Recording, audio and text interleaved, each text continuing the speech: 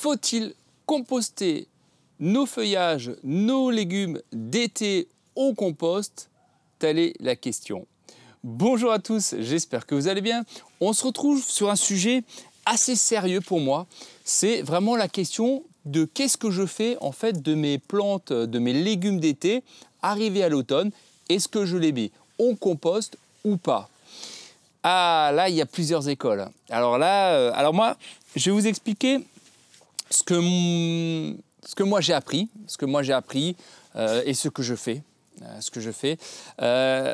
Alors, nous, à l'époque, donc, quand moi j'ai fait mon CAP et BEP de jardinier paysagiste, nous, toutes les plantes qui étaient malades devaient, donc il y a 25 ans en arrière, devaient être brûlées. D'accord? On ne mettait pas ça en compost. C'était pas recommandé du tout, surtout quand ils sont malades. Là, par exemple, c'est du mildiou. J'ai pas envie de foutre ça dans mon compost parce que c'est rempli de spores de champignons, pardon. Et donc, du coup, je vais pas mettre tout ça au compost parce que je vais entretenir en fait les maladies. Alors, certains, oui, diront, oui, mais de toute manière, ça revient chaque année. Effectivement, c'est vrai que ça revient chaque année.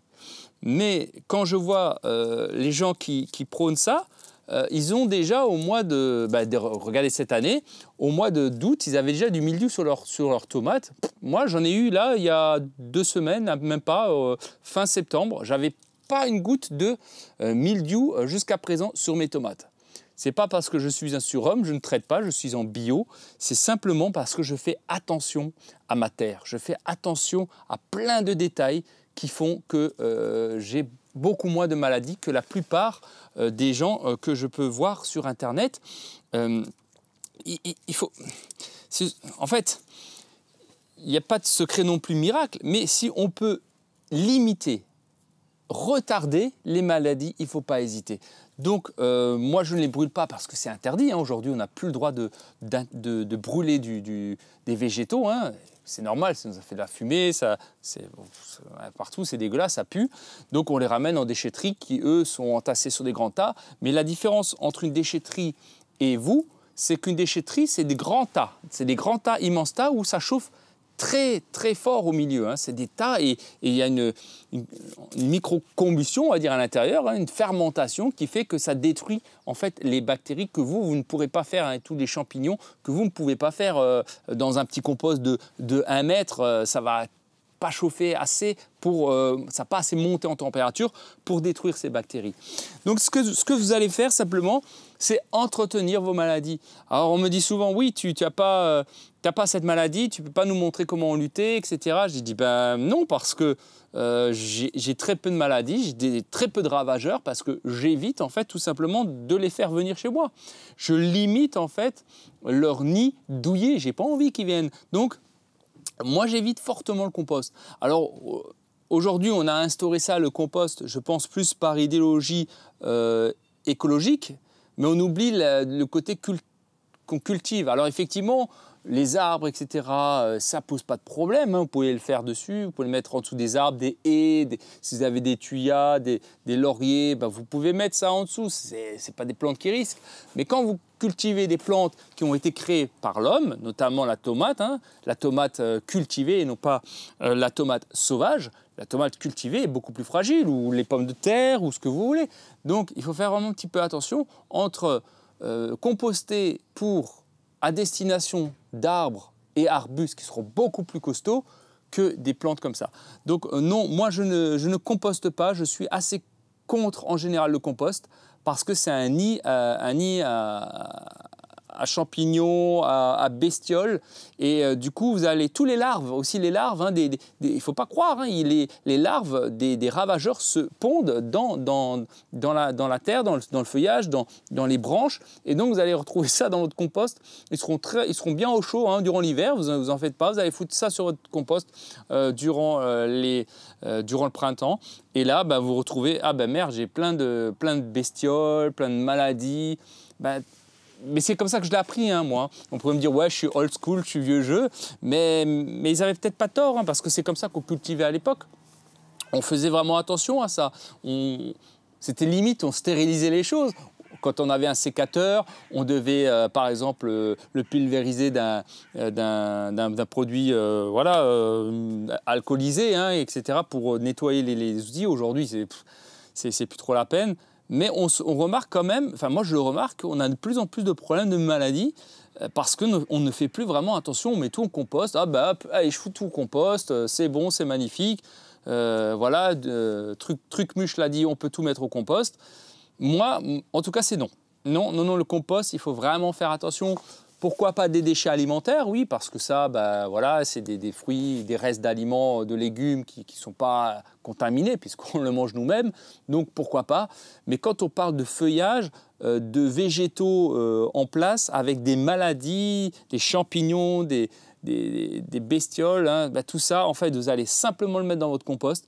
Ils vont hiberner tranquillement, ils seront au chaud, là, alors... Et vous foutez ça au printemps et après, 2 mois, 3 mois après, s'ils avaient une saison qui est très mauvaise, ah mais pourquoi j'ai ça, pourquoi j'ai ça? Ben oui, ben parce que peut-être, je ne suis pas scientifique, encore une fois, c'est des choses que j'ai appris à l'école et durant mon apprentissage. Ben non, quand c'était malade, tu ne mettais pas ça en compost. Tu le mettais, tu le brûlais ou tu le mettais en déchetterie, mais pas à la maison. On ne faisait pas ça. Donc, voilà, hein, et c'est différentes écoles. Moi, je respecte les deux. Moi, je donne mon avis, comme il y en a d'autres qui donnent leur avis en disant mettez tout au compost. Il n'y a aucun problème. Je rappelle que je suis en Alsace, qu'on est le 6 octobre et que j'ai encore des tomates en extérieur. Bon, les voisins ont déjà tout arraché, tout est pourri depuis des semaines. Bon, j'ai pas un microclimat au-dessus de ma maison, j'ai pas un truc. C'est parce que peut-être que je jardine différemment. Je fais les choses un peu plus... je dirais pas proprement, mais je fais attention. Et un potager, encore une fois, contrairement à ce qu'on pense, hein, il faut vraiment avoir l'œil attentif. Hein, il faut vraiment regarder tous les jours, aller dans son potager, regarder s'il y a quelque chose, une bestiole qui commence à venir, un ravageur, une maladie qui commence à venir, tout de suite la traiter, tout de suite intervenir. Traiter, je parle en bio, hein, donc c'est-à-dire couper les parties malades. Il faut vraiment être derrière, être vigilant quand on a un potager. C'est comme ça que vous allez le tenir le plus longtemps possible. Bien sûr, arrivé à une certaine période de l'année, de toute manière, le mildiou viendra de toute manière, on est d'accord là-dessus, mais plus il sera retardé, plus vous allez cultiver, plus vous allez récolter longtemps. Donc voilà, donc c'est la question du compostage.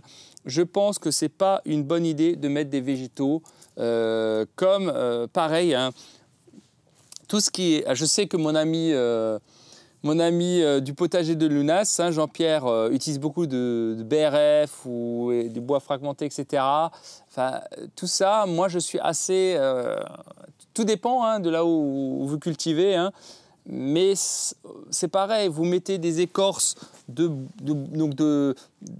bois broyés, des branches broyées. Il y a des œufs, il y a des ravageurs dessus. Vous allez ramener ça sur votre potager et vous risquez pleinement d'en avoir. Hein. Donc il faut faire aussi attention aux régions. Plus vous allez être dans le nord, comme moi en Alsace, plus vous risquez d'avoir des ravageurs. Donc faire attention. On n'est pas dans le sud de la France où on a des températures beaucoup plus élevées avec moins ce problème-là, mais ils en ont d'autres, ils ont des problèmes d'acariens, voilà, que nous, on n'a pas trop de problèmes d'acariens hein, ici, mais on a plutôt des problèmes de mildiou qui sont aussi très ravageurs. Donc vraiment faites attention à ça, de ce que vous utilisez, ne confondez pas légumes et arbustes. Arbustes, arbres, ouais, il n'y a pas de problème, on peut mettre du mulch à fond. Moi, je l'ai fait pendant 20 ans, il n'y avait pas de problème. J'avais des cornus, des spirées, des lavandes. On mulchait tout, il n'y avait pas de problème. Hein. Mais là, on est sur une plante cultivée pour nous ramener de la bouffe. Donc, faites attention. C'est cultivé par l'homme, ce n'est pas la même chose. Hein. On ne travaille pas sur la même façon. Voilà, ben, c'était un petit point que je voulais évoquer avec vous. Donc, non, je ne composte pas. Je ramène tout à la déchetterie. Et puis, ben, ça fait le job. Et je garde mon sol sain. Voilà. Allez, mais chacun fait ce qu'il veut, hein. Il n'y a pas de donneur de leçons, on partage des points de vue différents, on regarde, l'importance, comme je dis, c'est d'aider. Moi, j'aide les gens, je ne suis pas là pour critiquer ou plomber les gens. Moi, ce que je veux, c'est vraiment vous aider même mes copains youtubeurs, jardiniers. C'est triste parce que je le vois et ça me fait de la peine pour eux, ils n'ont presque plus rien en été. Je pense à mon ami... olivier qui a perdu beaucoup de ses récoltes. Et tu as envie d'aider tout le monde. Mais après, chacun a sa vision, ses choses. Et c'est normal. Et il faut laisser aux gens faire comme ils veulent. Moi, je suis qu'un conseiller en tant que professionnel. Mais voilà, il faut vraiment être vigilant sur tout ce qu'on fait, sur les étapes qu'on fait, où on habite. Le climat, c'est aussi très important, hein. On ne travaille pas forcément de la même façon au nord qu'au sud. Donc ça, c'est vraiment en montagne aussi, c'est pareil. En montagne, on travaille encore un petit peu différemment. Mais globalement, c'est la même chose. Mais il y a des petites subtilités de climat qu'il faut vraiment faire attention, hein. Bon, en tout cas, ce message, c'est vraiment pour vous aider, hein, pour vous aider à produire de plus en plus longtemps.